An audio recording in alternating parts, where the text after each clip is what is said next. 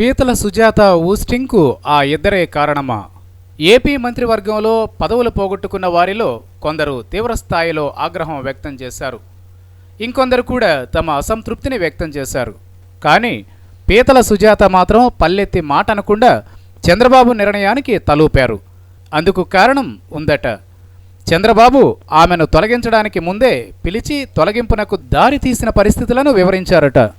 ఓ సామాజిక వర్గానికి చెందిన ఇద్దరు నేతల ఒత్తిడి కారణంగా చంద్రబాబు అలా వ్యవహరించక తప్పలేదని టీడీపీ నేతలు అంటున్నారు. పశ్చిమ గోదావరి జిల్లా చింతలపూడి ఎమ్మెల్యే అయిన పీతల సుజాత రాజకీయ జీవితం ఎత్తు పల్లాలను చూసింది.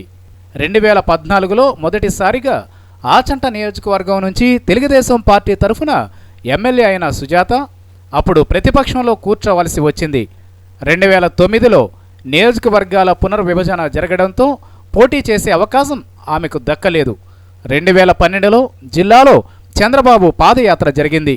ఆ సందర్భంగా సుజాత అధినేత దృష్టిలో పడ్డారు. దాంతో 2014 ఎన్నికల్లో చింతలపూడి నుంచి పోటీ చేసే అవకాశం సుజాతకు లభించింది.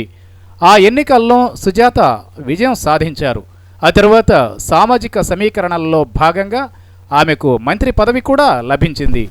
అప్పటి నుంచే ఆమెకు కష్టాలు మొదలయ్యాయట. మహిళ కావడంతో ఆమె జిల్లాలో పెద్దగా డామినేట్ చేసేవారు కాదు.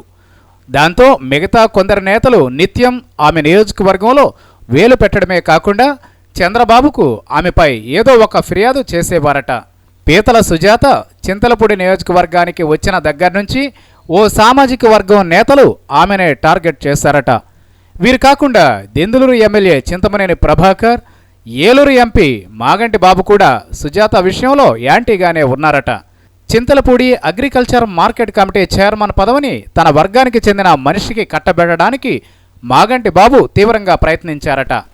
అయితే దానికి సుజాత చెక్ పెట్టడంతో ఆయన ప్రయత్నాలు వీగిపోయాయట.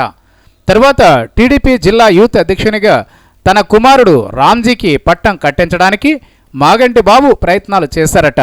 అదే సమయంలో చింతలపూడి నియోజకవర్గానికి చెందిన ఒక యువ నాయకునికి యూత్ పదవి ఇప్పించడానికి సుజాత ప్రయత్నించారట. ఇలా కొన్ని సంఘటనలు బాబు మధ్య ఆంతర్యాన్ని పెంచాయి.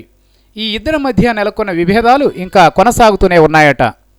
ఇక దెందులూరు ఎమ్మెల్యే అయితే మొదటి నుంచి సుజాత అంటే గుర్రుగానే ఉన్నారని టాక్. తన నియోజకవర్గంలో ప్రభాకర్ వేలు పెట్టడాన్ని సుజాత సహించలేకపోయారు. ముఖ్యంగా తడికలపూడి సినిమా థియేటర్ ఓపెనింగ్కు ఆమెకు తెలియకుండా చింతమనేని ప్రభాకర్ రావడం టీడీపీ వర్గాలలో చాలా కాలం హాట్ టాపిక్గానే కొనసాగింది. అలా ప్రభాకర్తోనూ ఆమెకు విభేదాలు కొనసాగాయి.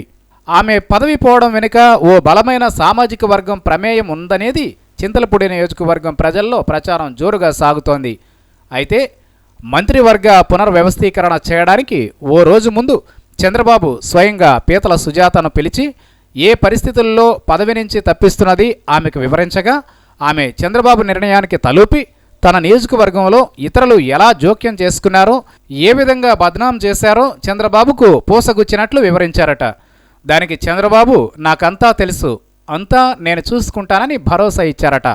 అలా మంత్రి పదవి పోయినా బాబు భరోసా ఇవ్వడంతో సుజాత కామ్గా ఉన్నారని చెబుతున్నారు.